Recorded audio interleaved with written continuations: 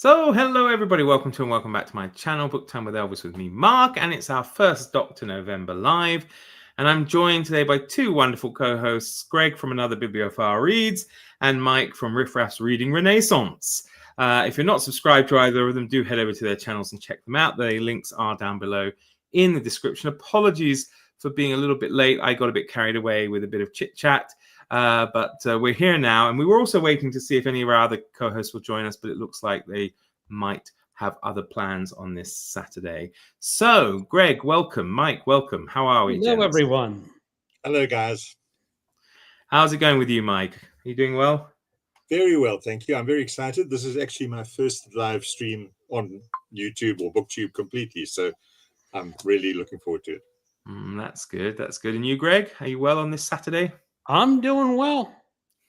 As I said, telling Mark, I built two new bookcases today, and they're empty. Got to fill them. I need you around my place. I have books in bins, so they're going to fill real fast. So, but are you not doing the whole read what you own? I am doing read what you own. Are. Okay, so you have to wait a little bit to add any more. I have enough books to last me 10 years. I must admit, I'm not doing that, and I actually made a video about why I'm not doing it.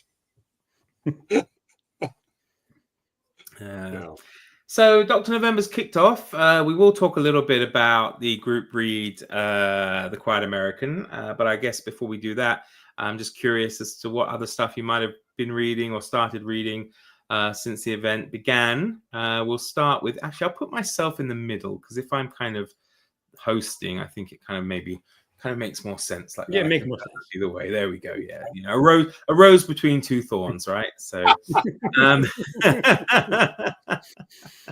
so we'll start with you, Mike. Actually, what have you been reading so far in Dr. November? Okay. Well, as you know, just before Dr. November, I actually read The Quiet American.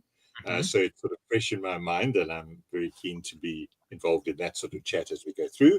And therefore, in a sort of reverse switch, I hadn't read John le Carre's The Spy Who Came in from the Cold, so which I believe was your group read last year in Dr. November. So I've read that, literally finished that a few days ago, thoroughly enjoyed it. It's my first le Carre experience. So tonight's a lot of first experiences, but it was absolutely great. Quite surprising. And I have one question. I was surprised at how little Smiley there was. It took me by surprise. No, wait a second, Mike. He's not on the page a lot. Yeah, okay. He's there in the background. That's true. Pulling the strings. Yeah. And the other thing on that, I'm sorry Farah's not here, because she has said she's just read the first. I thought The Spy was the first, but I hear it's like the third. Is that right? Yeah. Yes. Mm-hmm. Yeah. Mm-hmm. And I don't know if I'm sure you guys have read number 1 and number 2, but I'm trying to work out now. Do I go back now and read number 1 and 2, or do I carry on, from where we were? Because I'm trying to make sure I haven't missed something. I would say it doesn't matter, but if you are one of these kind of perfectionists, then you might as well, because I've got them in one of these massive, I've got one of these massive. Where is it? I'm going the wrong way for the camera. There we go. Oh yeah, these all in one. Yeah. Brilliant. Yeah, brilliant. Yeah. I got one for Graham Greene and one for le Carre. So.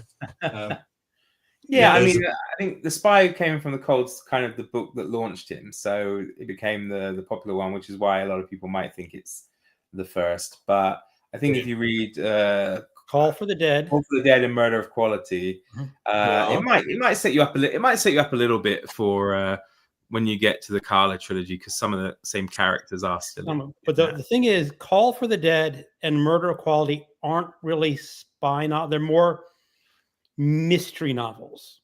Okay. And he is still Smiley, and he still works everywhere, but it's much more of a mystery novel. Okay. And I think if I'm not mistaken, he wrote Call for the Dead, a naive and sentimental lover, which is just, I have not read it, but it's just like an ordinary British novel. And then he wrote Murder of Quality, and then Spy Who Came from the Cold. I think A Small Town in Germany is in there somewhere, isn't it? Or is that? Oh, wait a second. think. Yeah. I mean, they're not smiley stories, those two, No. I think, but yeah. I mean, I think the first one I ever read though was Tinker Tailor. Oh, right. Was the first one, and then it took me years till I read the.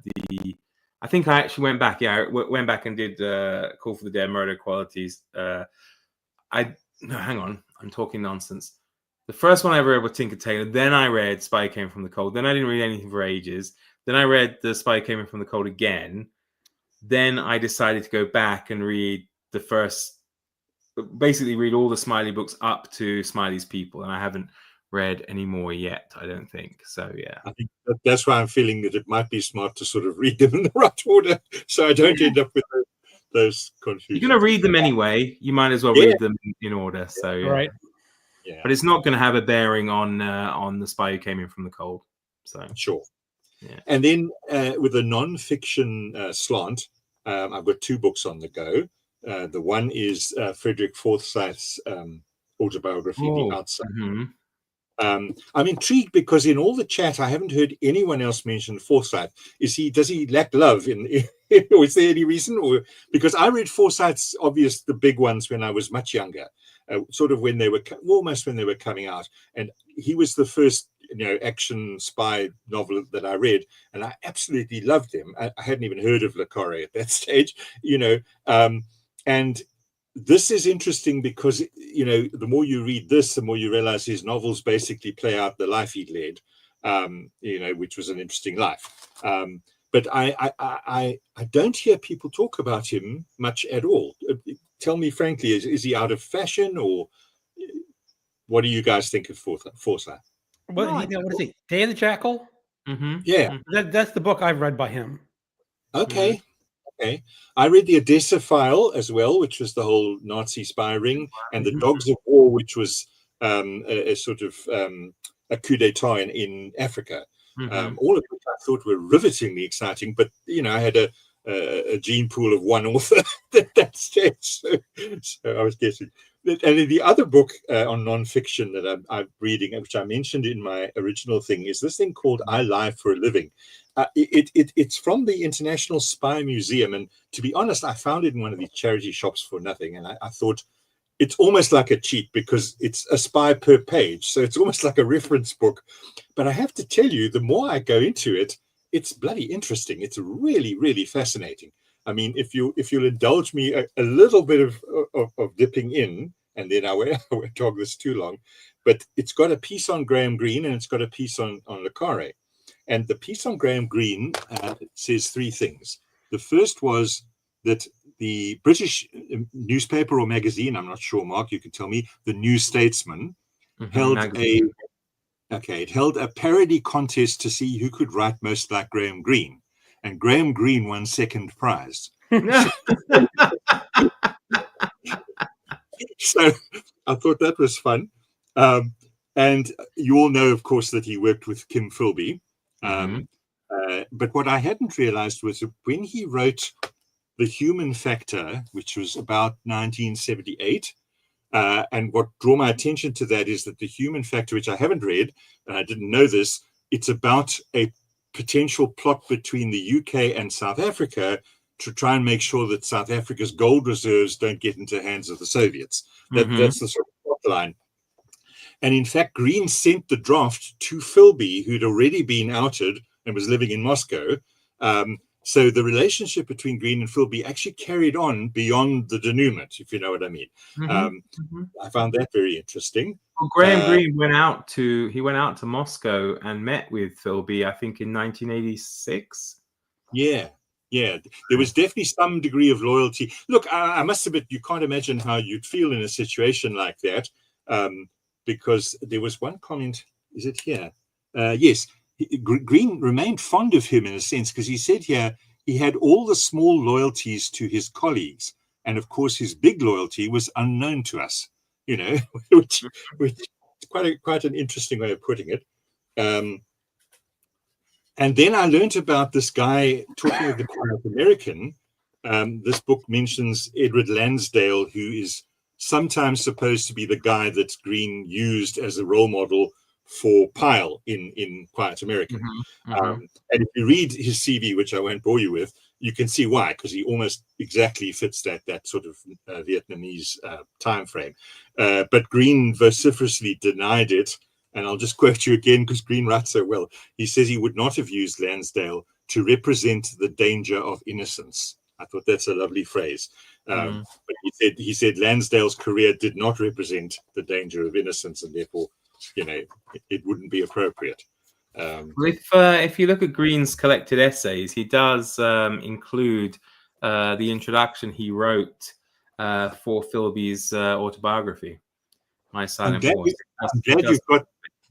I'm glad you've got those essays. I literally got a copy of that about 4 days ago. I saw it online in a second-hand bookshop, and I contacted Steve Donahue and I said, "How good is this?" And he said, "Get it." So I got it. No. Yeah. I got one more on Ian Fleming from this wonderful little book that I'm finding more and more interesting. I'm not sure I knew very much about Ian Fleming apart from the Bond stuff, but what I did find interesting is that this suggests he was a bit of a mommy's boy, and his nickname for his mother was Emmy, and the hypothesis is that M in the James Bond stories actually a sort of a personification of his own mother. So I leave you with that one to think about. Greg, you read the biography of Fleming I read that last year. Yeah. Huh? Yeah. I don't remember the Emmy part, but that okay. It just could have been the biographer just leaving it out.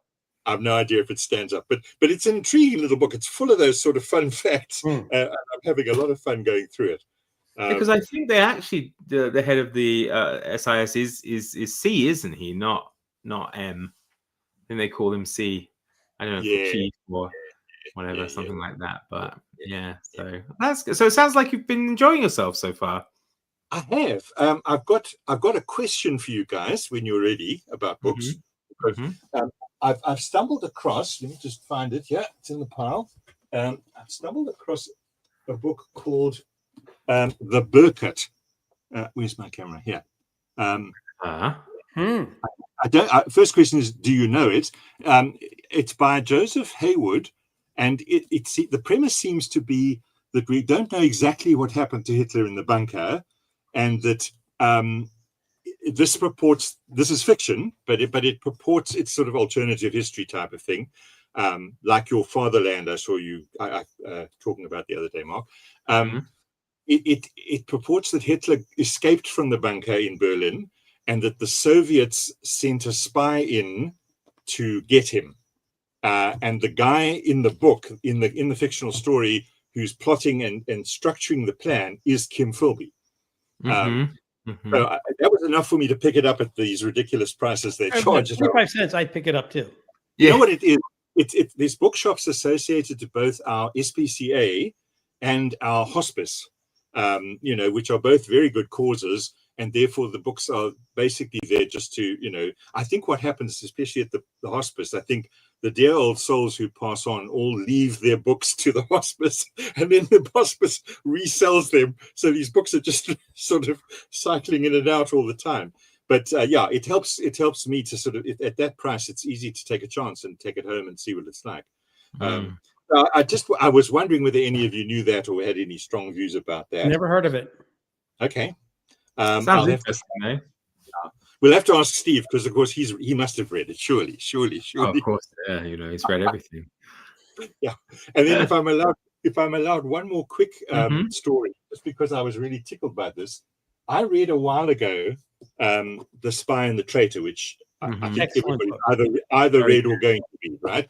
And then, based on the chit chat we've had in the group, I saw and grabbed a copy of A Spy Among Friends. I just finished that one. You just finished that, huh? Just last week. I'm sure you're going to tell me is it good? I did not like it as much of his other books that I'd read. Okay. I've read Mincemeat, I think, or one of the ones where they dropped the spy in the sea before D-Day. That's one.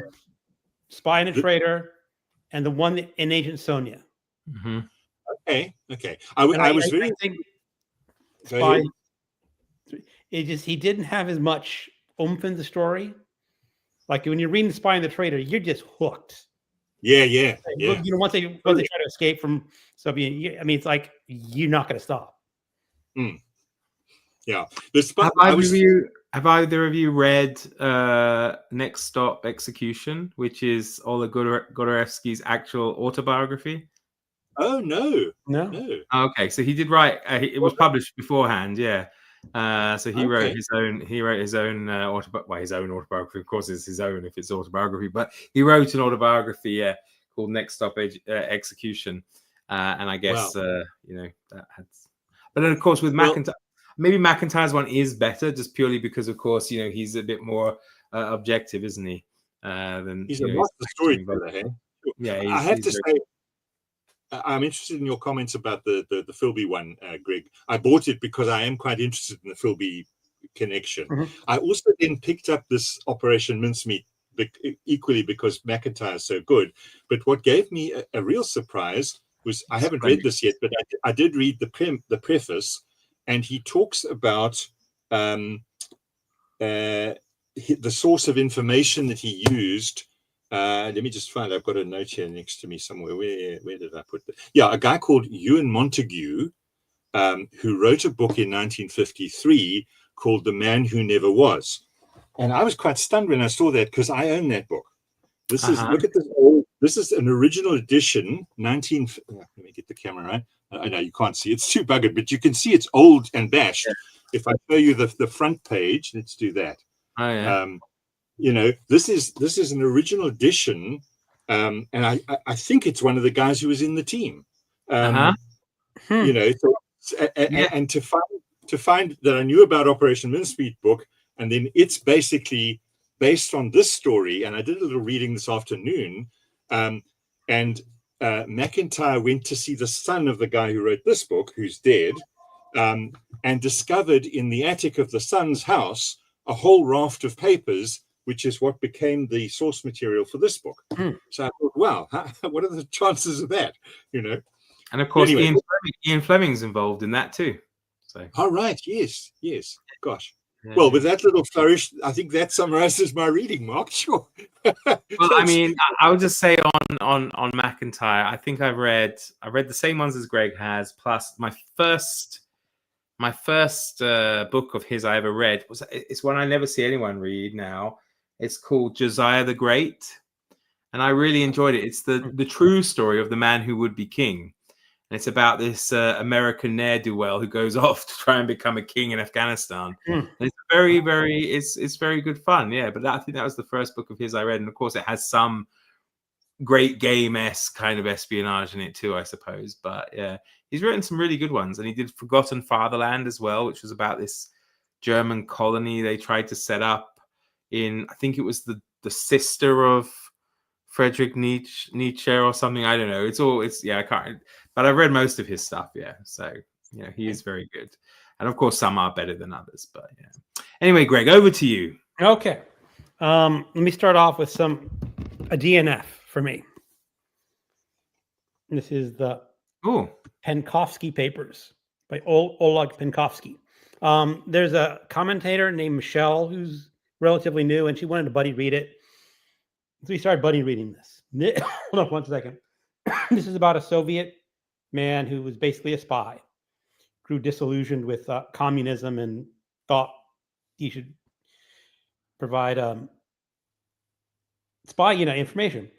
But really what this book is his notes and jottings of what he did. Mm-hmm. And let's just say it is dry as dust. Really? I mean, it's supposed to be a spy, but it's like he gave his whole CRV of everything he did in the army went before. And I'm going like, no, I don't need to know. Now, the problem is, if you were a Ben McIntyre, this would be absolute essential reading because it'd be all source material.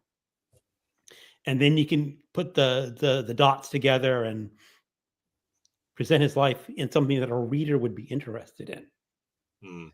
As a general reader, not studying Soviet history, I got through page 75. And then they started getting, and basically the first 75 was just the introduction to the papers. And then each chapter has an introduction by the translator explaining everything about what he wrote in his papers. And I said, why am I putting myself through this? and this book is way out of print. So not something I'd recommend, unless, of course, you're Ben McIntyre and you're going to do your next history on the Soviet agents. Lots of good source material. So what I did is I jumped over to a different piece of nonfiction. The Bureau and the Mole. This is about Robert Hessen. The author is a journalist. I guess he won a Pulitzer Prize for journalism. Another problem is he's no Ben McIntyre. No. He's a journalist, and he tells it in a very journalistic. Ben McIntyre tells you the history, but he's also a very good storyteller. This author, he's not a storyteller. He's a researcher. He writes articles to paper to get out that information to let you know what's happening. And it would have been good as a long essay in the Post, but as a 300-page book, come on, this should be a lot more interesting than it was. And I know he had a website for this book. Yeah. And I have not checked it, but I'm sure this book was published in 2001. I'm sure that website is long since archived. He also mentioned back he's going to write a movie for the book, or, never happened. And part of it was, he said he's a journalist. He's not a storyteller. And when you're telling these spy stories, you really should be a storyteller. The problem is there's a lot of great information about Robert Hessen. He was a devout Christian, and he fell in love with a stripper. It's kind of up in the air if they actually did anything together, but he was giving her lots of this money because he says, I can't spend this money because people will know that I'm spending money if I buy new cars and lots of stuff. So you got to blow his money somewhere. And there's a story there, but it's one chapter. Yeah. And then he had sexual fantasies about his wife, and he liked people. How dare he? What? How dare he? But this author, apparently Robert Hessen wrote long emails about it, sexually explicit. And he just quoted the damn emails for 12, 6 or 7 pages. You're so right, eh? What? You're so right. The difference between reporting and telling a story. I was thinking, there's a lot of people who publish books here about political developments, and I'm very interested, so I buy them. And you can separate them left and right between those who can tell the story and those who just are writing as if they're writing for the front page of the paper. It's they're two different skills. They really are. They really are. I'm sure he's a good journalist. Yeah, but he's not. He's no Ben McIntyre. Yeah, and that's sort of disappointing. So those are my two I don't know if I'm going to touch any more nonfiction. Yeah. Dr. I hope you've got some good news coming, Greg. If you sounds like you've had a tough time. Yeah. Well, I did read Spy Among Friends. That was, okay, it's not his best book, but it was still a good one. Got into, Ken Philby and all that stuff. So now I'm going to focus on. There's another Philby one that I want to read. Sorry to interrupt you, Greg, but I wanted to just jump in while we're still talking Philby. And it's by Andrew Lowney, the guy who wrote Entitled, yeah. He wrote one called Stalin's Englishman. I think it's Philby, or is it Burgess actually? Might be. It might be. Yeah, actually, I can't remember. I think I've heard of Stalin's Englishman. Stalin's Englishman. Guy Burgess. Yeah, sorry, forgive me. I knew I was much the same. I'm sure. Just as good a story, I'm sure. Yeah, I'm sure.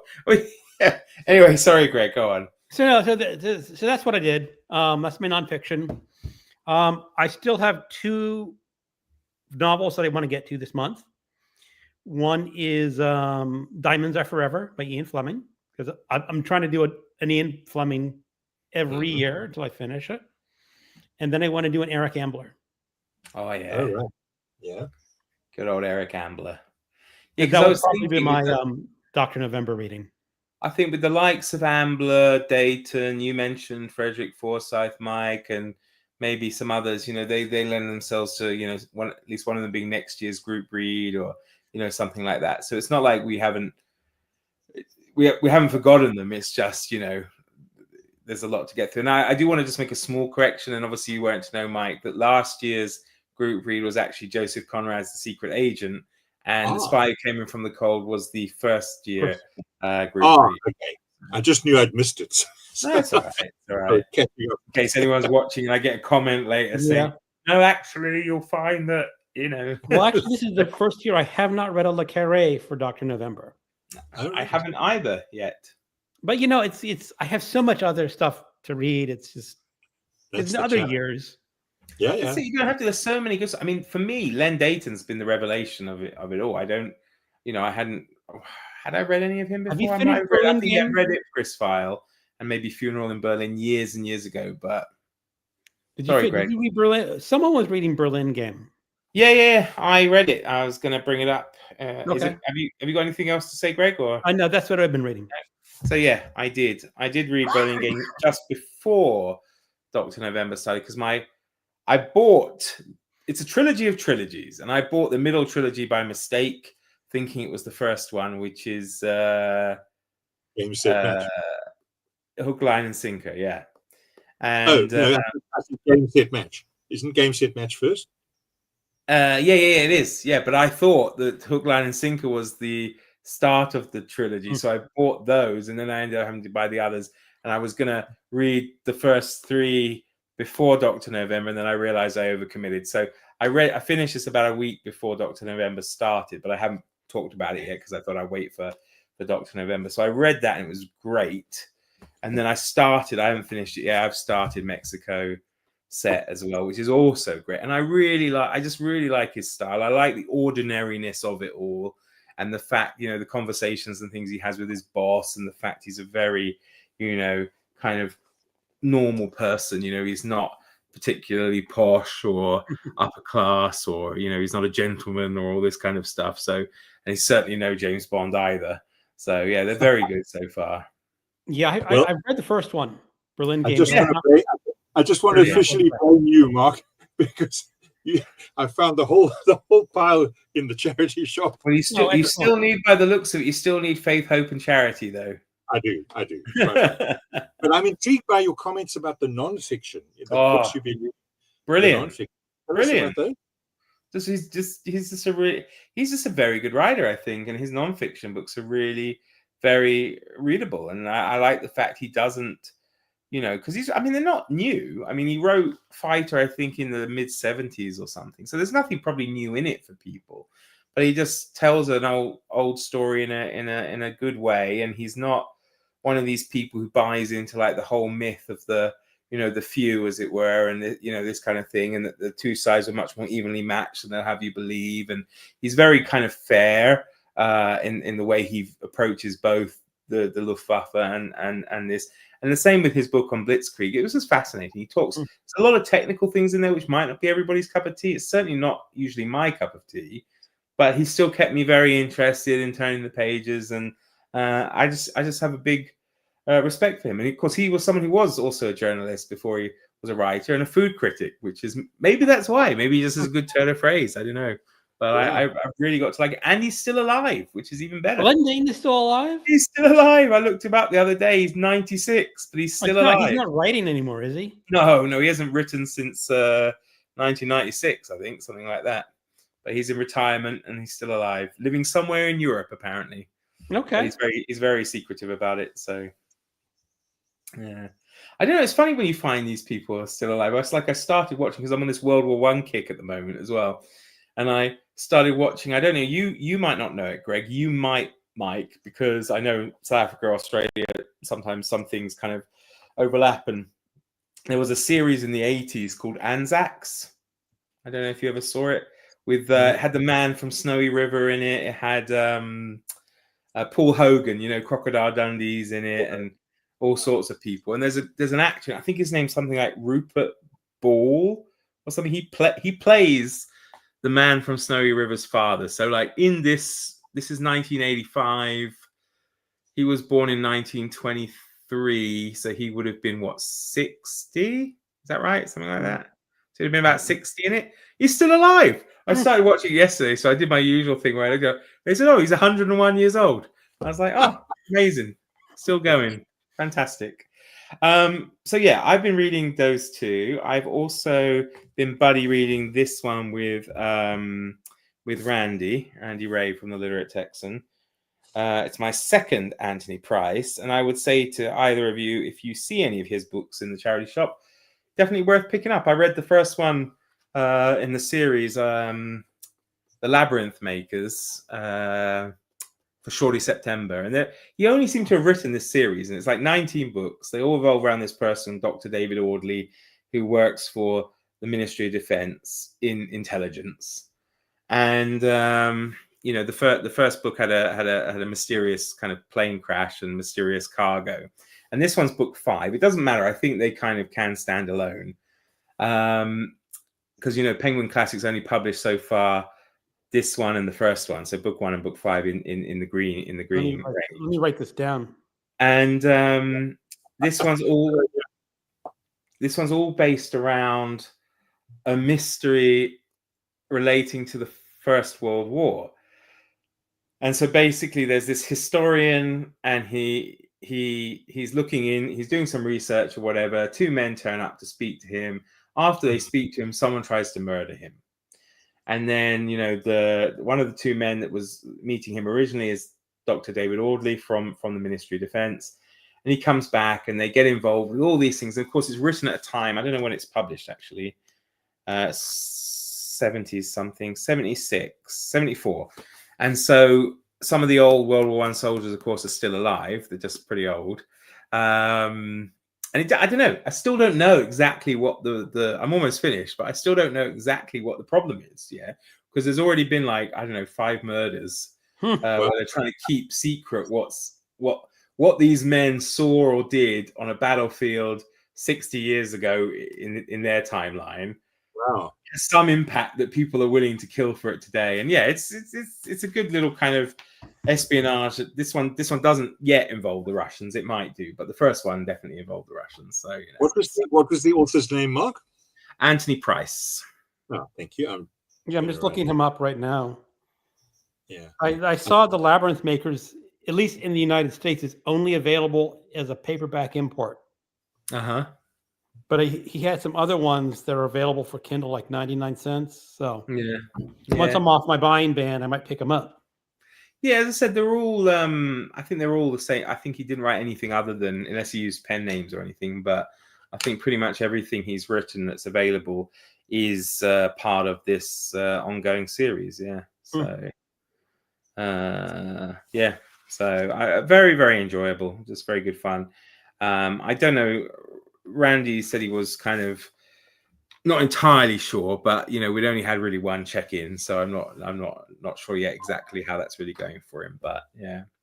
And then I haven't got a copy of it because I'm doing it as an audio book. I'm listening to a book called GCHQ by John Aldrich or Richard Aldrich. I can't remember the author. And it's a history of the government communications headquarters, which is, I don't know if you know, Greg, it's the main kind of, what is it? Listening arm of the British listening post of kind of, yeah. I mean, it's a massive complex on kind of like a British Pentagon, but it's all based on listening to what's going on around the world and all this stuff. And it's a history of that. And it's fascinating because it all goes into like the Bletchley Park stuff, the Enigma and Alan Turing and this, but also moves on through to the through the Second World War to the Cold War and whatever. But that put me on to my other read, which I've started, but I will get it done, I think, soon. It's only a few pages long. And bizarrely, it's in this book. Now we know, of course, Kipling wrote Kim, which is an early kind of great game espionage book. But he also wrote a 1904 short story called Wireless. And in it, bear in mind, Marconi's transatlantic wireless communications was 1902. So 2 years later, he's written this short story called Wireless, where he's prophesizing basically what GCHQ ends up doing, which is intercepting radio messages and stuff like that. So that got me interested. So I picked this out, and I was going to finish this today, but I haven't finished it yet. So that's kind of where I'm at the moment. That sounds great. Yeah. Interesting. Well, there's no end of espionage stories, so No, and they're great. We do have a couple of comments, so I will jump into those because I feel like I've neglected them, bless them. But we only have 3 in here. Hello, that's one. Hi, Carmen. Carmen, hello. If you're still here, Nancy, I'm 74% in the Green Mantle. John Buchan, I should finish it today. Well, that's a good choice too, for sure. And I'm reading Agent Zigzag by Ben McIntyre. I hope to finish it today as well. So there we go. It's wonderful. I wonder if that's the one that I read instead of Operation Mincemeat. It was so long. It was like the aught, so it's a long time ago. Yeah. Well, Mincemeat is the body dump, and Yes. Agent Zigzag is this guy who is like, is he a double agent? Is he a triple agent? You know, because he literally zigzags back and forth. So I don't think anyone's really entirely sure exactly who he's working for. So I should look it up, see which one I read. But I guess we can move in for the to chat a bit about, of course, the Quiet American. Now, Mike, you said you finished it just before Dr. November. You also did a nice discussion video with Emily about it. I know Greg's read it before, I think, haven't you? I've read it twice. You read it twice before, and for me, it's 2 or 3 times as well. Yeah. So I don't know. I wish I had that nice Penguin deluxe copy that some people have got, I have to say. But well, I've got the movie tie-in one, which you got the movie tie-in. Oh, well, brilliant! You win. I did mine on my Kindle, so it's. I don't know whether the movie tie-in is a plus or a minus. To be honest. Well, I wonder sometimes with the movie tie-in, do they change it sometimes though? I hope not. I don't think so. I don't think so. As long as it says now a major film, then I think the book came first. Oh, okay. Right. I think you've got to be careful if the film came first. But well, I sometimes wonder when they say tie-in that they make tweaks. Oh, it doesn't. Okay. It's just the cover. It's it's Michael Caine and Brendan Fraser. You know. Yeah. Which is so. Where do we start with it? You know, was it your first read, Mike? It was my first Graham Greene read, yes. And one of the things I said to Emily was it created a crisis for me because I immediately wanted to read more Graham Greene. But of course, I haven't read Le Carré, and it's, so yeah, no, I really, really enjoyed it. I found it, it was interesting. I know I've heard Steve say that, it's barely a spy novel. I don't agree with him. You heard him say that. He said it a few times, but I really don't agree with him because to me, the espionage and the sort of under the surface stuff made it every bit as much of an espionage book as any of these spy books, to me, where what you see on the surface is not what's really happening. That I found fascinating. I read it first before I watched the film, but I have to say, immediately watching the film, Michael Caine was born to play Fowler. I mean, what I loved about that character, both in the book and in the film, and I've said this quite a few times on my channel, so if you've heard it before, I apologize, but I love perfect imperfection in literature. I'm old enough and cynical enough to have given up on, goodies and baddies long ago. Life is shades of gray. And I love authors who can capture people who are surviving despite the damage or surviving despite the turmoil or the things that haven't gone well in their lives. To me, that's a richness of characterization and literature reading that just takes it to another level. And Fowler as a character, I absolutely adored from the first stage, even to the extent that Pyle was like what's the right word? A polar opposite. Pyle was the sort of, almost, my words and a bit mean perhaps, but almost the dumb, goody two-shoes American coming in, and nothing personal, Greg. I don't know if you had a chance to see the chat I had with Emily. Emily actually said to me before we did the chat that she was really keen to buddy read this book with a non-American. She wanted to read it with someone outside America to get that perspective of how does the rest of the world see America. So I sort of fitted the bill. But yeah, I think Pyle, again, having read the book and then immediately thereafter watched the film before I did the buddy chat with Emily, I have to confess as well, I don't like Brendan Fraser as an actor, and I don't know why. I'm not saying he's not good. He just irritates me. He's always irritated me every time I've seen him, which of course meant that he was the perfect casting for Pyle. Yeah, I was going to say he's brilliant in that. So I just loved the movie. I have one moan about the movie, which I'll hold for now in case we're getting there. Because has everyone in the group finished? Are we assuming we're finished, or are we still watching spoilers? Okay, we have finished it. Are we going to wait? Are we going to wait for more people to join before we get in depth, or just give it a high level? Yeah. I don't need to go into the. I have one. There's only one point where the book and the film diverge, and I have a slight problem with it, but I won't talk about it now. We'll keep that for a later episode. So we'll discuss it again next week, then I suppose. Yeah, I mean, everyone's reading it, so might as well get a few more people to chime in. That's true. I suppose there are a couple who haven't maybe finished it yet as well. So. But it was a great read. It was one of the best reads I've had recently. I thoroughly enjoyed it. Going back to is it a spy novel or not? Well, I thing is, it's not a spy thriller. It's not a spy book. That's not its raison d'etre, right? But there's spying in it, and the spying is important to it because the conclusion of the novel, what happens to Pyle, all this stuff wouldn't happen if he wasn't a spy. So right. I mean, we're getting a little far, but we get to the opinion that we think our spy books are James Bond. Yeah. And even Smiley is the professional spy master pulling the puppet strings in a Spy Who Came In From the Cold. But what I picked out, forcing myself, is that spies are just ordinary people, and they have ordinary flaws. And the one thing that I liked about this book, Robert Hassan's favorite novel was The Man Who Was Thursday by J.K. Chesterton? G.K. Chesterton, yeah. Is because he says the truth is never on the surface. Because have both of you read that book? Yeah. I haven't. Okay, I won't spoil it, but the thing is, that's very true.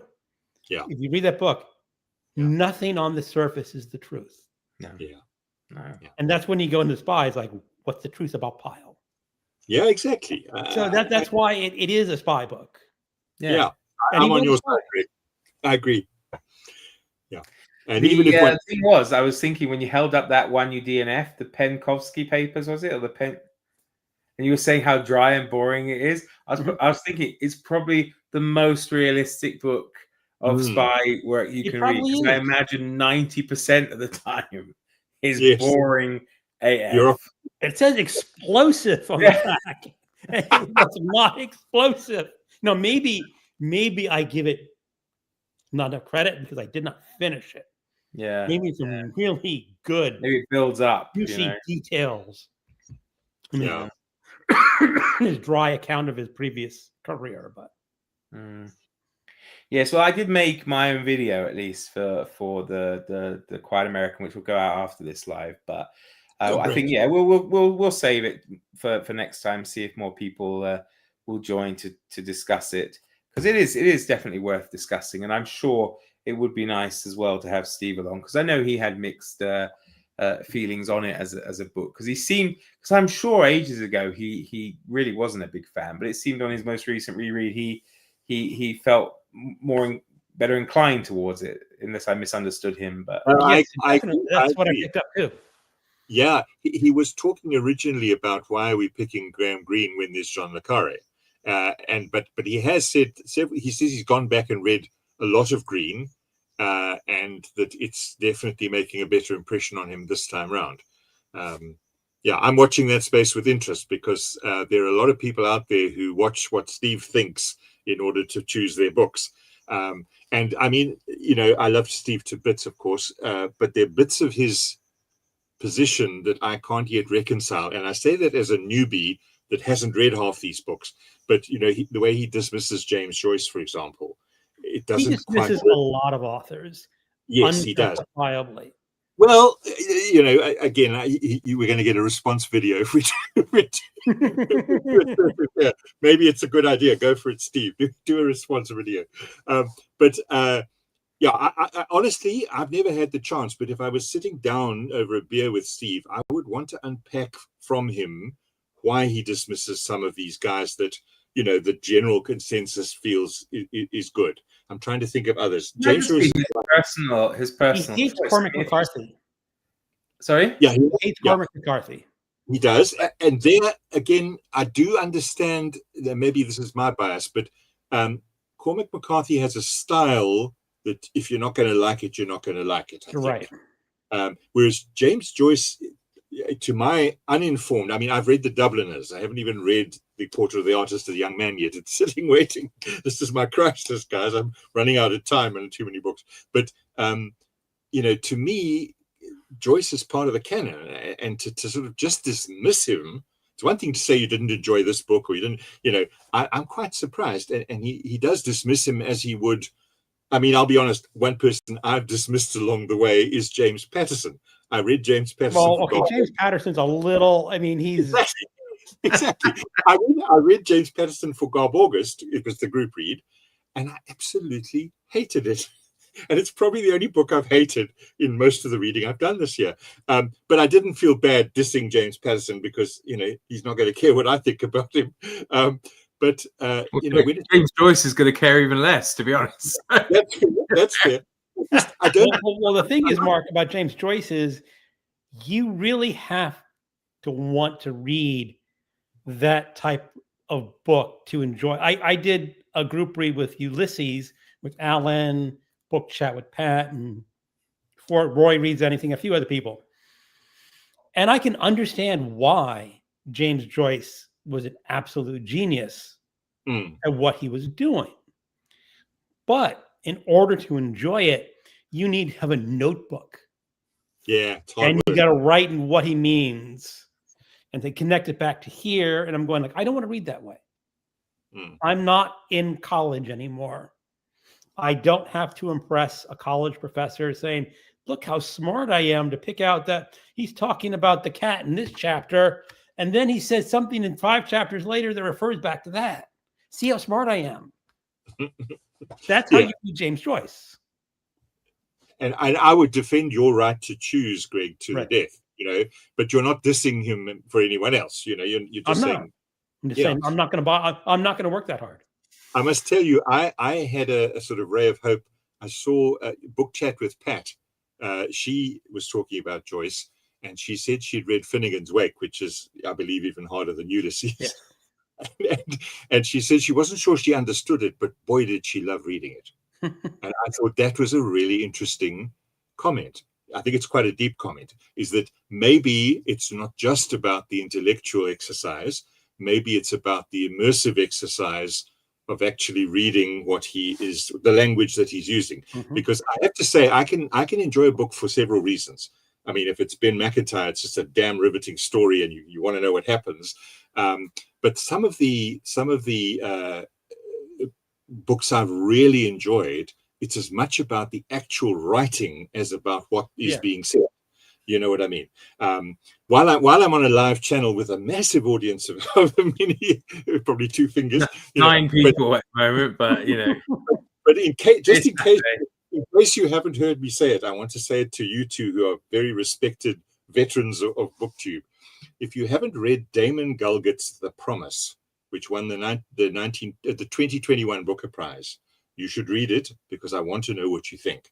I'll tell you very briefly. It's set in South Africa, so immediately it's not a fun, easy read. It's called The Promise, and it trades off 2 promises. There are 4, no spoilers here, but there are 4 sections to the book. 4 deaths in the extended family, 4 funerals, and each one takes place sort of almost, if I'm right, 10 years apart, starting in 1980, which is the bad times in South Africa's apartheid, pre the freedom elections, etc., and then moves through 40 more years. What's the name again? It's called The Promise by Damon, D-A-M-O-N, Galgut, G-A-L-G-U-T. I would really love to know what you think, because first of all, I think the story is very good, and you might factor in some sort of local bias. I don't think so. There's 2 promises that it plays off. It plays against the promise of the country going from its bad historical past to its future optimistic promise, and how did that work out? And it also plays against a more domestic promise, which I won't spoil, within the family that gets revisited.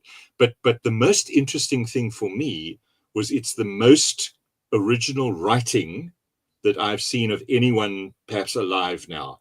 The writing style he takes real creative risks. He breaks the fourth wall constantly and talks to the reader about what's going to happen next, and whether he should bring a character in or whether he should not bring a character in. And within a single sentence, you can change setting, and you can start the sentence from the perspective of one person and end this sentence in the perspective of another person. I've never seen anything like it as a reading experience. And again, if you get to page 75 and you're not enjoying it, Greg, DNF it. blame me and DNF. I marked it as a book to get once I'm off my challenge. But you mentioned the sentence changing characters and narration. If you read Sometimes a Great Notion by Ken Kesey, he does that. I only know The Cuckoo's Nest from Ken Kesey. Yeah, this Great Notion was his second novel. Okay. I think. Hold on for a second. I'm sure it's been done by others, but I have to say, look, the fact that it won the Booker Prize gives me the courage to say you guys might enjoy it, because there's nothing worse than someone saying, you've got to read this book. It's there for future reference. Yeah. But I haven't found anyone who's read it who's regretted reading it. People have had different outcomes, experiences, but they've all glad they read it for various reasons. Anyway. Well, I'll certainly keep an eye out. So once this is done, I don't think it gets as much love as a Booker Prize winner normally does, and I don't know why. Most of these Booker Prize winners. I'm a bit down on all that, to be honest, though, Mike. Sometimes it's not a big thing for me. Your recommendation is enough for me to read it. The fact that it won the Booker Prize doesn't mean too much to me these days. I feel often that these prizes have become too political to the point where I'm not sure I can really trust them. So, Well, you talk about political. There was quite a pushback where a South African novelist, a white South African novelist, was the guy winning the Booker Prize. There was quite a lot of pushback in terms of, why a white guy? And I think the answer brutally is it was the best book written that year. I mean, that's really what it should be. Like I've basically given up. Like Mark, I don't pay attention to prizes. I know there's a lot of booktubers who have their prize. Yeah. Either Booker Prize or Pulitzer Prize, and they get excited for the long list and they read every book and say, "Can I predict the winner?" And that's what they like. And it's probably no huge surprise is that I don't do a whole lot of modern fiction. Yeah, I do a little. I mean, if I do modern fiction, it'll probably be genre fiction like mysteries or science fiction or horror, but modern literary fiction just does not do me anymore. I want to bring a point in on this literary fiction, because this is something that came up with The Quiet American. I had people saying to me, it's not an espionage book. It has espionage in it, but it's literary fiction. Now, I don't understand why those two have to be exclusive. Yeah, I agree. Just a convention some people use. Right. But it could be, surely you can have a book that heavily, look, Spy Came In From the Cold is literary, isn't it? It's... Can I give you a cynical answer? I started my experience of this debate about where are the boundaries between genres in my musical life. I have a very considerable interest in music. And defining genres, as in trying to put boundaries between them, is exactly the same as trying to define race groups and put boundaries between them. It doesn't work. It's a social construct. And in fact, I think genres are mainly designed to help retailers stock books in categories. I don't think they have any literary validity whatsoever. I tend to say things like, I'm not a great lover of science fiction or fantasy or magical realism, but those are just labels. I love Ursula K. Le Guin.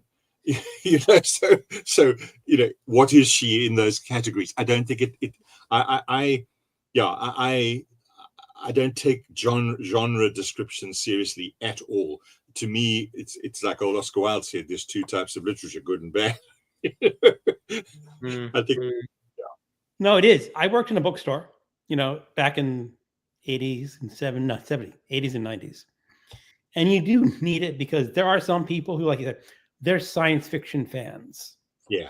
And this is a true story.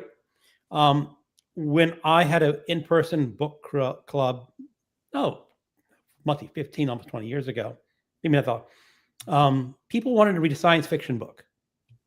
Because it was ladies who'd never read science fiction before. And I talked with the moderator, and we decided to pick Oryx and Crake by Margaret Atwood as a kind of not really pure science fiction like Isaac Asimov. Yeah. And I was looking around, and there was around this time hold on one second, a science fiction podcast book group. And one of the founding members, was so incensed that they picked Oryx and Crake. Because Oryx and Crake is not science fiction. You cannot have it as a science fiction book club pick. And he just skipped that month. And then there was a literary book club, maybe a couple months earlier before, who picked Oryx and Crake. And someone in that group, that's science fiction. You can't have science fiction in a literary book club. Yeah. So what is it? And the thing what is it? It seems both. the whole literary category is literary, and it can be science fiction. Yeah. And you just have to like you said, Mike, not judge it by that category. Yeah. Well, surely most of the time, a literary fiction is going to be some other genre too. No, I mean, it's going to be historical literary fiction, or it's going to be science literary fiction, or it's going to be espionage. It's not, what is it's just going to be about literature. Isn't literary fiction just an attempt to try and say this book's better than the others? Yeah, exactly. And it's not true. On a higher level. I think literary fiction is a marketing construct. I don't think it's a literary construct at all. And I have to say, in the musical context, it's even more obvious, because to say to a musician, you are only allowed to play jazz, you can't try and bring in a reggae element into your music, because that's breaking the rules. It's completely absurd. Well, I'm going to have to wrap up soon, because I do have to pop out with Elvis, but we do have a couple of comments, and we'll just take it from there, and we can pick up again next week. Carmen says, I finished The Quiet American. It was my first time reading Graham Greene. Though, Carmen, you don't say whether you liked it or not. Hey, y'all, don't forget to boot the like button. Oh, thanks, Jim. I really enjoy watching Anthony Burgess. I guess that's Guy Burgess's brother, right? On YouTube, explaining and reading Joyce. Fascinating stuff. Kazuo Ishiguro is literary, but has written science fiction, as has Margaret Atwood. And some of the best books cross-genre have just read The Tainted Cup, Hugo Award winner 2025, a mix of fantasy and murder mystery. So, as I said, we'll leave it there for today. Thank you so much to Greg and Mike for joining me. Thanks for having us. Thanks to the commenters as well. And we will pick up next week with a hopefully more in-depth discussion on The Quiet American, and hopefully we'll be joined by a few more co-hosts to see what they thought about it as well. So from me and my two comrades either side, have a good rest of your day wherever you happen to be. Cheerio. Bye. Bye.